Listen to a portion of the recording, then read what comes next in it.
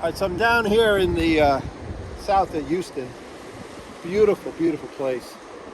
But I wanted to tell you is that if you, and this applies to about 95% of my friends and about 96% of Republicans, if you really thought that what I do, which is not vote for either one of these people to send a message, as one of the very few people who do this, if you thought I was wrong, think again.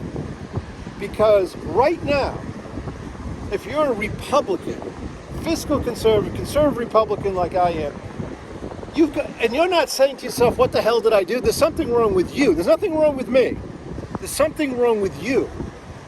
Example one, U.S. Steel. If the name was Jim Jones Steel, no one would talk about it. It's a mid-level, used to be the biggest company in the world, was the Apple or the Microsoft of the 1910s. It's a $4 billion or something market cap company. It's nothing. The company that wants to buy it, Nippon Steel, is promising to keep all the jobs, put billions of dollars into it, and if they don't do it, like you saw with Spirit Airlines trying to merge, they said, we're going to go broke if you don't let us do it. They're probably going broke. How does that help anybody? Don't you want new steel mills? The thought process from Donald Trump, who agrees with Joe Biden, and all of these other clowns to help out who?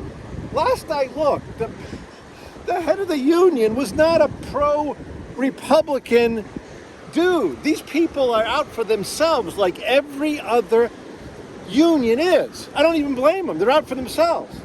But Nippon Steel has promised to make this stuff modern, and yes, do they want to sell some stuff to their friends, other Japanese companies? They see the handwriting on the wall. But is Japan our ally with Canada? Let me get to that next. Yes, they are. And can they take the steel mills and leave? No, they can't.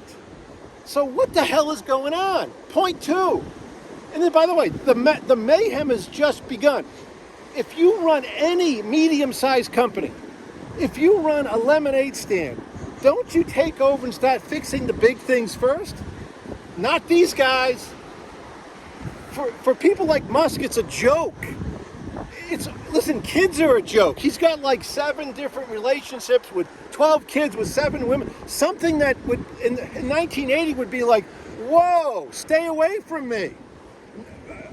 Rockefeller couldn't become president because he was divorced. Like, this guy is just laughing his ass off and everybody hangs on his word. So then you get to the government shutdown stuff again.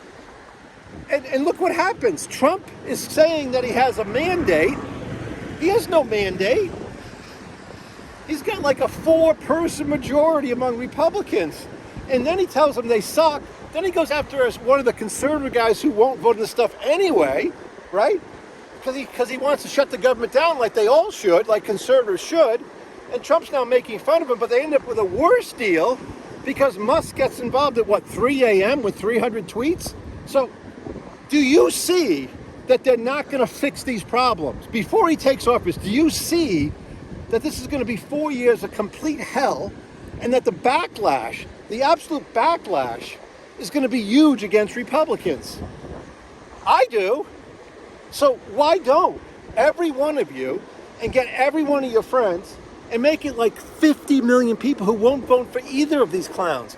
That's the message they would get. And why can't we change? Can't we change the money that goes into politics? We know the TV stations hate it. We know Fox News hates it. We know the MSNBC doesn't want it. We know that the rich politicians don't want it. And the last thing, can't you see the most obvious thing? Trump is only appointing sycophants. No backstabbers. No Nikki Haley. Remember I said there were sycophants and backstabbers, right? No Chris, big fat guy from New Jersey. No, none of him. They're backstabbers. Sycophants, yes. And then really, really rich people like the Secretary Treasurer, right? Whose new thing is he wants the debt to GDP to be 3%. He wants 3 million more barrels of oil per day. By the way, does he know where we refine it? Because I don't know where we refine it. Now, if it's natural gas equivalent, I guess it's okay. But it's not going to be oil. Do you realize he's a really rich guy? So he is going to be the most miserable guy in like 3 months.